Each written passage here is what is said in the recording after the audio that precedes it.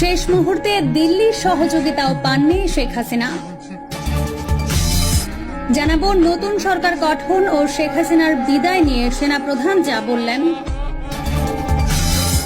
এবং সর্বশেষ জানাবো সারা দেশের পথে ছাত্র জনতার উল্লাস।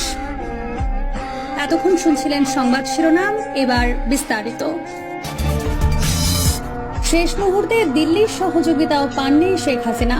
ছাত্র জনতার গণ আন্দোলনের মুখে প্রধানমন্ত্রীর পদ থেকে পদত্যাগ করে দেশ ছেড়েছেন শেখ হাসিনা।